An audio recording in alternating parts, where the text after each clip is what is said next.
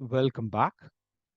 In this lecture, we will continue discussing how battery cell potential changes as a function of different parameters. But in this lecture, we will focus on kinetic and rate consideration. In the previous lecture, our discussion was predominantly based on thermodynamic considerations. Overall battery capacity is an extensive quantity. So, to have a generalized way of discussing discharge rates, irrespective of the overall um, capacity of a battery, we adopt a particular notation. When we say a battery is discharged at 1 C rate, that means at that current drawn, it will take 1 hour for that battery to get discharged. For example, if you say you are discharging at C by 20, which might be fairly slow way of discharging a battery, it will take 20 hours to discharge. Supposing you want to discharge the battery very rapidly, let's say at 10 C rate, it will just take 6 minutes for the battery to get discharged.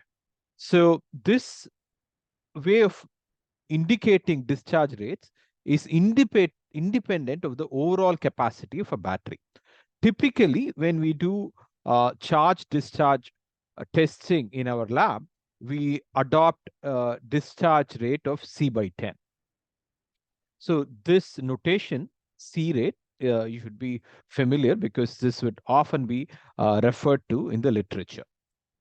So an important feature is that when the discharge rate is greater, so from C by 20, here you are going to 2C, you would notice that the cell potential decreases more rapidly. When the discharge rate is greater, the cell potential decreases rapidly. We will get into the details of this in the next few slides.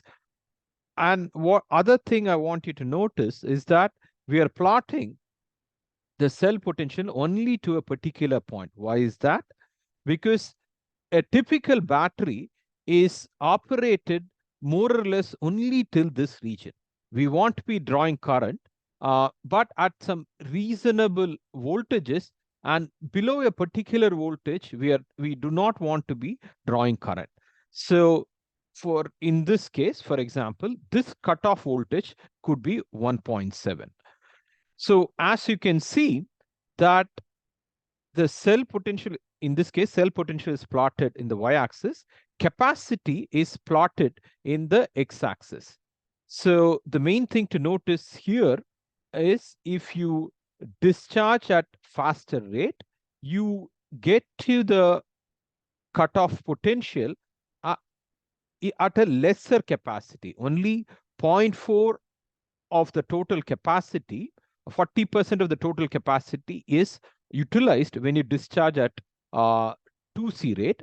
However, when you discharge very slowly, let's say C by 20, your cutoff potential is utilized only at total capacity. That is, the utilization is more or less 100% when you discharge the battery at a very slow rate of C by 20. So why does the cell potential depend upon the current drawn? This is a central question we want to address. So this issue is connected to some of the things which we have already discussed in some previous lectures. The specific lecture I want you to look at is this lecture. The title of that lecture is Implementing Butler-Warmer Equation for a Full Cell. So we had discussed this particular graph using zinc nickel battery, and we had quantitatively elaborated the mathematics, the thermodynamics, kinetics behind this particular graph. So what is being plotted here? So on the y-axis, we have polarization. This is a polarization in an electrochemical context, in this particular context, indicates certain kinds of losses.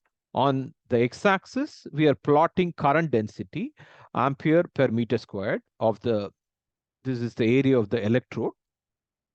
What is that we observe? So there are different kinds of losses. One loss is the ohmic drop within a battery. So this ohmic drop linearly increases with current. As the current density increases, as the current increases, ohmic drop, which is like an IR loss within the battery, that increases linearly. So here, this nonlinear curve indicates an addition of the ohmic drop with losses at the zinc electrode. This curve indicates ohmic drop plus losses at the zinc electrode plus the losses at the nickel electrode. So this curve is the overall loss, including all the three sources, ohmic and two overpotentials, one at the zinc electrode, another overpotential at the nickel electrode. So what are the important features? First, this is a linear line, but these two losses are non-linear. And then at very low voltages, at very low currents, okay, so what is observed is the current is less, therefore ohmic drop is less. However, even at very low current density, the zinc overpotential losses and overpotential losses at the nickel electrode is significant. Okay, so in this, I'm referring to losses in this region. IR drop might be less, but the losses due to overpotential at the zinc electrode and overpotential at the nickel electrode can still be significant. So in a typically well-designed cell, okay, by that, what I mean is that if the electrocatalysis at the two of the electrodes is good, if the catalysts are good, typically the overpotential losses are less than the losses due to ohmic drop. So if the catalysts are good, then the most dominant loss term is coming from the ohmic drop term. So overall cell potential during operation is indicated by V cell. This is the equilibrium cell potential, let's say at the open circuit condition. So difference between this equilibrium cell potential and the cell potential during operation is the sum of all the overpotentials involved. So here we are indicating four different overpotential, ohmic overpotential corresponding to this drop, then the two overpotential corresponding to activation overpotential at two different electrodes, this overpotential and this overpotential. And then there is another fourth source of losses called the concentration overpotential, which we would elaborate slightly more in the next slide. So you are already familiar with the ohmic overpotential. From your high school, you have an idea of what is this about. So typically, we indicate the current is proportional to potential gradient and a conductivity term. So, so this is this kind of behavior, an ohmic behavior, is the reason behind the ohmic overpotential. Okay, so this term is pretty much dependent on this kind of ohmic behavior. So we have already looked at the origin of these two in previous lectures. We'll again point to which lectures address these two terms. But in the next slide, we will look at concentration over potential a little bit. So before that, I said the resistance is the resistance in the electrolyte is the important source for the ohmic overpotential. So in some cases, for example, in two different cases, we are plotting the relative internal resistance as a function of state of charge. So what you observe is that for a lead acid battery, as the battery is getting discharged, the the resistance changes significantly. So if the state of charge is 100%, that is, it's fully charged, the resistance is less. As the battery is getting discharged, that means the state of discharge is um, increasing and state of charge is decreasing. So as the battery is getting discharged, we are moving in this direction. What you observe is that the relative internal resistance increases. Why is that? So if you look at the overall reaction in a lead acid battery, lead combines with lead dioxide and H2SO4 during discharge to form lead sulfate and 2H2O. So the important contribution to the resistance or conductivity is sulfuric acid. As the sulfuric acid concentration decreases during discharge, the resistance also increases and the conductivity also decreases. So this is the decrease in concentration of the H2SO4 is the reason for increase in resistance in a lead acid battery. As opposed to lead acid battery, in some batteries, for example, in this case, NiCad battery, the internal resistance does not appreciably change during the discharge of a battery. Why is that? Because when you look at the overall cell reaction for a NiCad battery, the main contributor for conductivity, resistance, is the OH ion that is not really consumed during the discharge of a battery. So the resistance more or less remains the same in a NiCad battery. So this is an important feature, especially for lead acid battery. So we had reviewed the origins of activation over potential in previous lectures associated with Butler-Warmer equation. So I would request you to go and refer to these lectures that is in the Introduction to Electrochemical Engineering playlist. So that would give you the fundamentals behind activation over potential. So what is just a one slide summary of what we have already done in those lectures. So what is the requirement? You are familiar with chemical kinetic equation already. Okay, so from high school you have looked at this, but when there is an electron transfer, you need an equation for describing electrochemical equations. So whenever there's an explicit electron transfer, for example, in an electrode-electrolyte interface for half cell reaction, you need a kinetic expression for an electrochemical equation. So the way to think about this is in a manner analogous to chemical kinetics. We consider electron as a chemical species. Okay, so supposing you have Zn giving rise to Zn2 plus 2 electron. So here there are two explicit chemical species, Zn and Zn2 plus, but you also consider the electrons, 2 electron, like a chemical species, and using analogies with chemical kinetic equation, you develop the electrochemical kinetic equation. So for any kinetic expression, you typically start with chemical equilibrium. That is, let's say A is in equilibrium with B, okay? So we can write the condition for chemical equilibrium. That is, at equilibrium, the rate of forward reaction is equal to rate of backward reaction. So that statement, you're familiar in the case of chemical equilibrium. The extension of that statement using the chemical potential equality between the reactant and the product side gives rise to the Nernst equation. All these things has been elaborated in previous lectures. This is just a one slide summary of the previous lectures. So after understanding this and mathematically framing this condition, we move on to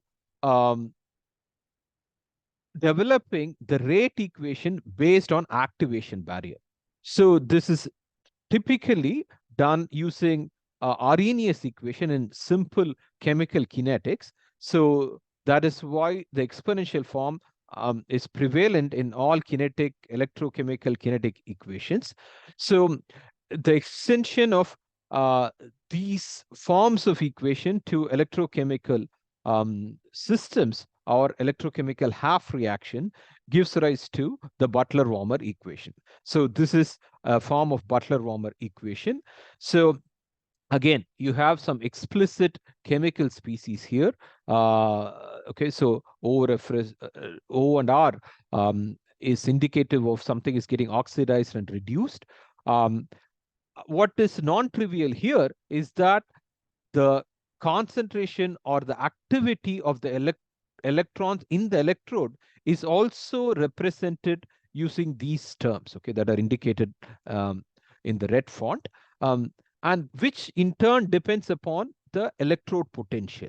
So um, this is probably a lot of material for one slide, but what I want you to do is go back to these lectures in the playlist and review the Butler-Warmer equation before proceeding on with this lecture. So the effect of concentration over potential or concentration polarization losses is best understood using a binary electrolyte. What do we mean by binary electrolyte? So supposing you have a salt made up of anion and cation. So this is the salt. When the salt dissociates, it gives rise to a cation of discharge and an anion of charge Z minus. It gives rise to nu plus cations and nu minus anions. So this is standard notation. So the concentration over polarization or concentration over potential has been derived and elaborated in this lecture, again, present in the Introduction to Electrochemical Engineering playlist. So I would request you to look at this playlist to understand the concentration over potential better. So we had derived the concentration over potential in the context of lithium-ion battery in this lecture. So I'm just projecting some of the results here. So what we derived there was that the flux of the anions has two terms. One is a term coming from diffusion. This is the diffusion coefficient. This is the concentration gradient. And another term comes from migration current or migration component of the current. So this is the diffusive component of the current. This is the migration component of the current. So in lithium-ion battery, only the cations react at the anode and the cathode, and the anions do not react at the anode and the cathode. So the net flux is of the anion is zero. So this term is equated to zero. What is the advantage? From that, we can get an expression for concentration gradient. So this kind of an expression is very useful in understanding the role of concentration gradient in the activation over potential. Why is that? So once you get an idea of concentration gradient of the relevant ions in the that are involved in the anodic reaction and cathodic reaction, we already saw in, for example, in the previous slide, that the rate of electrochemical reaction depends upon the concentration of the ion near the electrode surface. Okay, so indirectly, the concentration polarization affects the concentration gradient.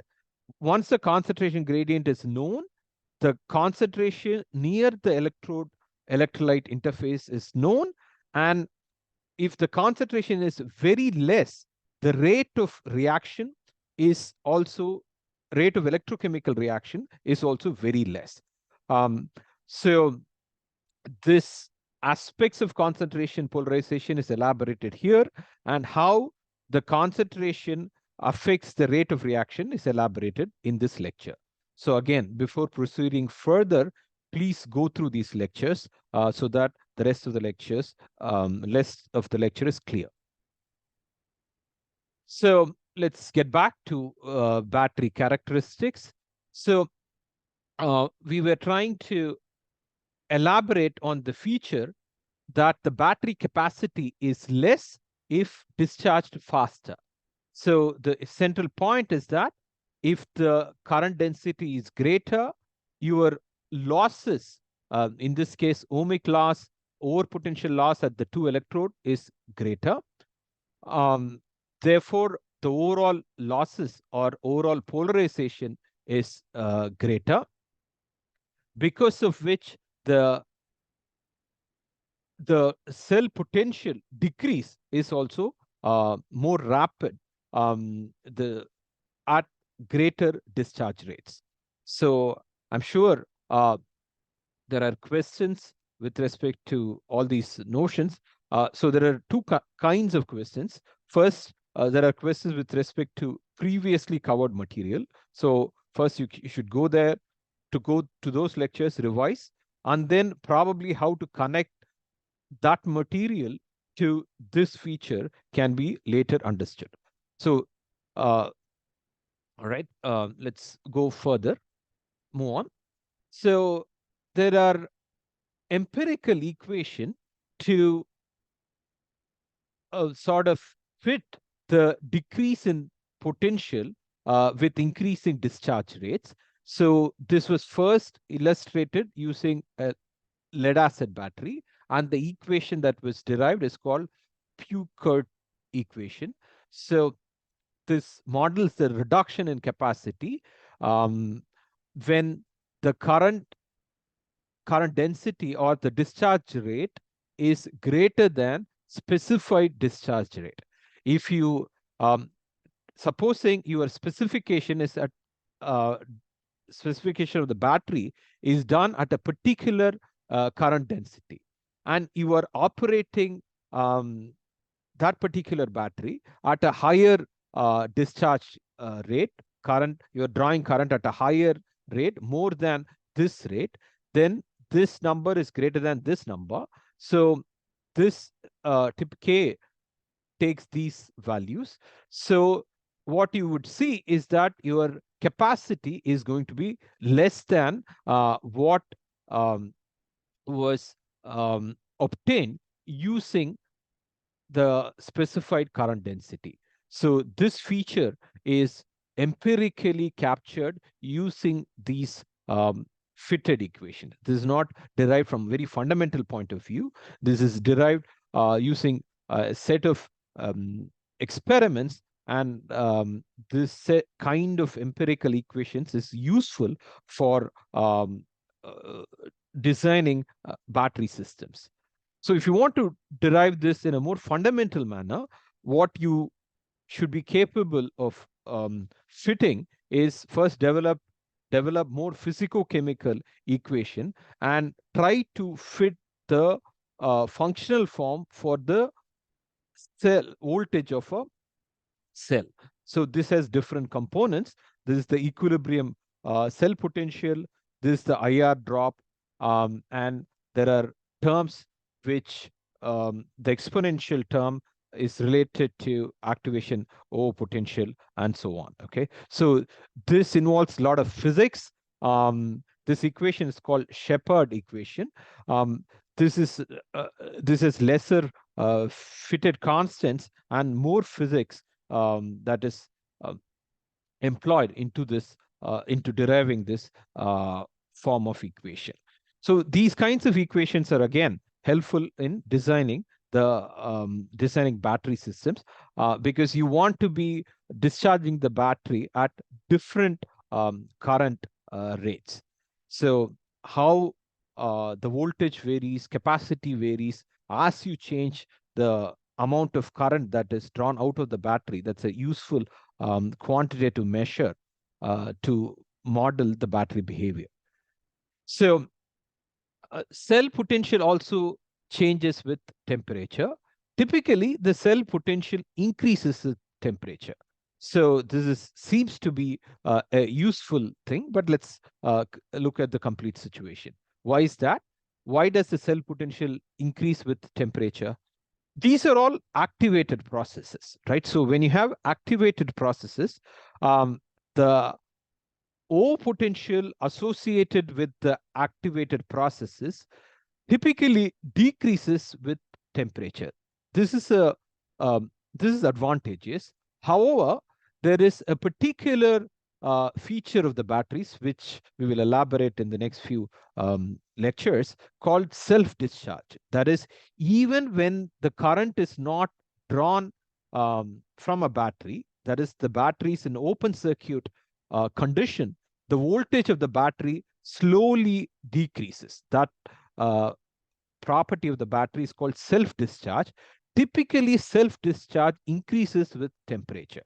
So even though these O potentials decreases with temperature, self-discharge increases with temperature. So typically, temperature is more of a foe rather than a friend. So you do not want to be operating at very high temperatures. But again, you also do not want to be operating at very low temperature. So this, either extremes is the problem for battery. Okay, so it has different effects on the properties. High temperature and low temperature has different effects on the property of the battery. So in the next lecture, we will look at another important feature of different electrochemical energy conversion storage devices. This is called Ragone plot. We will look at this feature in the next lecture. Thank you.